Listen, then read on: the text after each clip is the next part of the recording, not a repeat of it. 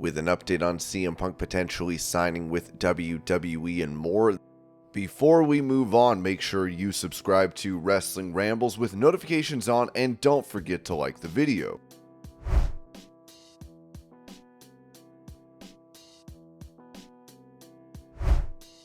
Staying on the topic of karaoke incidents, Hulk Hogan said this to Chris Van Vliet about having to shut down Ric Flair's inappropriate song at his beach hangout. I had to shut Flair down. Flair came in here and wanted to sing My Ding-a-Ling, so that's it, cut him off. I got a gong, because if you cuss, that's the end of the song. Just the content of the song, because I do have kids in here, and when I buy shots for everyone 2 or 3 times a night, the kids get milkshake shots.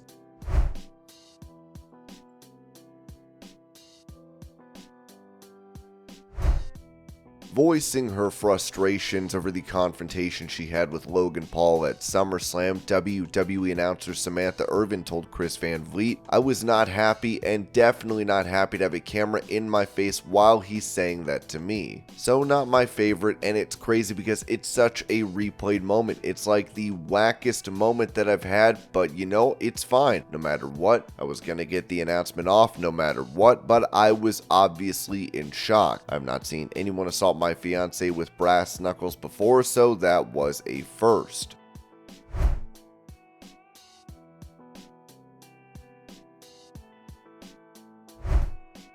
Recalling his struggles with rejection sensitive dysphoria, AEW World Champion MJF told Wrestle Purists, "This is not me like messing around. I just wasn't ready to accept love, and I know that might sound insane to anybody. I had been effed over so many times in my life, and because of my rejection sensitive disorder, you know, I already have my arms up at all times. I always, when I leave a room, I think everyone is talking about me, always constantly in my own head."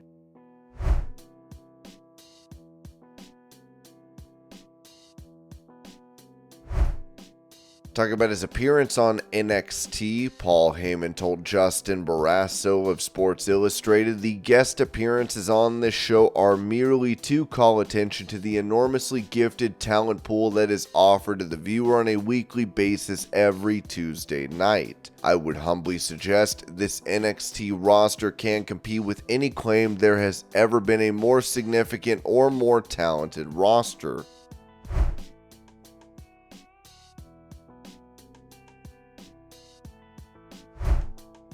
Recently released, WWE star Dana Brooke is starting a premium content page as she gave fans a glimpse of what they can expect to see in a post on X.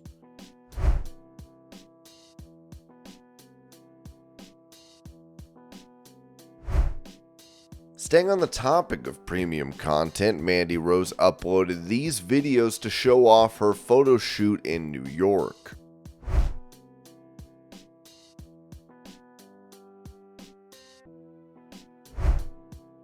Revealing when talks with Adam Copeland began for AEW, president of the company Tony Khan said on Maggie and Perloff that not long after AEW Grand Slam, we had Adam Copeland reach out. He was out of contract. He is one of the most popular and one of the most successful wrestlers of all time. To have Adam Copeland in AEW is a huge deal for us.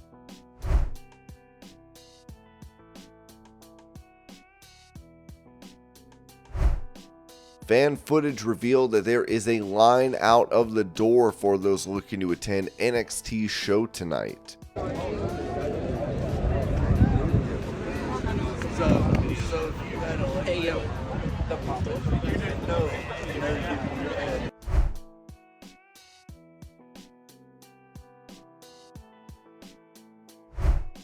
Going over the possibility of Velveteen Dream coming back to WWE after being accused of sexual misconduct during the Speaking Out movement, Ringside News said BWE reported that Velveteen Dream has been going through therapy and progressing well. He recently paid a visit to the WWE Performance Center, and although he hasn't officially signed, he was present there last night. However, we haven't been able to verify any further details apart from the confirmation that he remains unsigned. Sean Sapp noted behind Fightful's paywall that they have been told that WWE has zero intentions on re-signing Velveteen Dream at this time. In fact, it would be a shock if that did happen. When speaking to a higher up in WWE, they stated they have no interest in re-signing Patrick Clark / Velveteen Dream at this time, and something very shocking would have to take place for something like that to happen. Dream had numerous infractions, issues, and controversies while in NXT, from him being accused of filming fellow wrestlers in the bathroom without their consent, arrests, accusations of recklessness in matches, wellness violations, and the like. One talent reportedly told that outlet that, "I haven't seen him around and haven't heard anything from anybody about him being around. I'm sure it's possible, but not from what I've seen or heard." Another talent reportedly said about Velveteen Dream that, "I don't think he would get a job back after everything that's happened. I honestly don't think it's true, but I'm not there anymore, so I don't know. But I never heard of someone in the company chilling at the Performance Center unless they were in talks to sign or is signing officially." One talent mentioned that they were at the WWE Performance Center all day on Monday and neither saw nor heard of him being there. They clarified that the PC consists of 2 buildings and that they had been there the entire day without any sign of him. They also mentioned that they wouldn't rule out the possibility of him showing up unannounced during the evening production meeting. Another NXT talent, who is present daily, also confirmed not having seen him at the WWE PC. Furthermore, another talent shared a similar sentiment expressed by many, stating, "I have not seen him nor heard that name in some time. That would surprise me, honestly."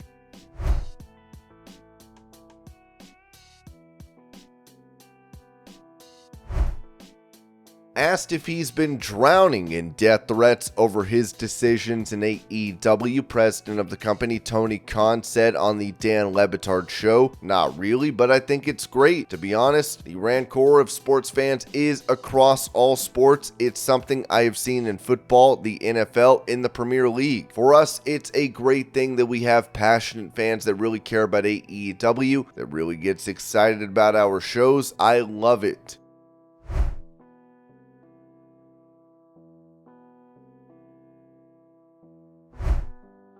During that same interview, Tony Khan was asked about AEW being cold. He responded, "We've really begun to change it. The perception is very strong for AEW worldwide. 45 days ago, we set the all-time record for ticket sales for any wrestling show ever in the history of the planet. We're having a very good year. Our pay-per-view numbers are through the roof, and we're going to have a great show tonight on TBS. The fans are behind what we're doing. People are mobilized behind this lineup. I've seen more positive momentum and positive feedback about AEW in the last 24 hours than I have seen in several weeks, and that's saying a lot because we've had a lot of huge shows in the last several weeks."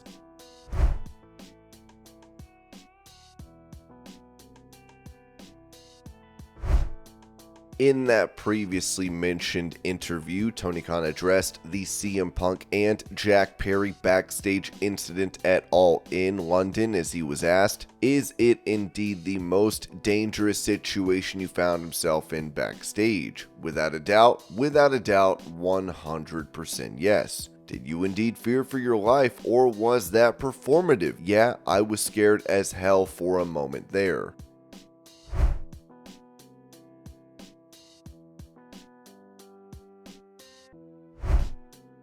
It seems there will be another AEW pay-per-view event at the end of this year, as PW Insider noted. Sources at In Demand have confirmed AEW is locked in Saturday, December 30th for a new potential pay-per-view date. Tony Khan made it clear that he was willing to add additional pay-per-views to the company's schedule recently, but wasn't locked in to a specific number annually. Stay tuned for more as it is confirmed.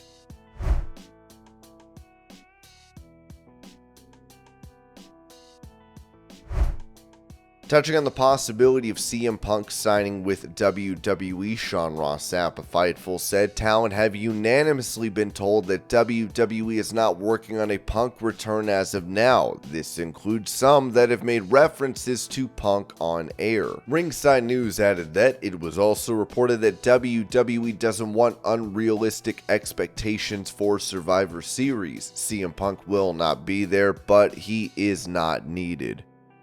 And this was your pro wrestling news update. I hope you're all having a great day. Thank you so much for watching, and I'll see y'all later.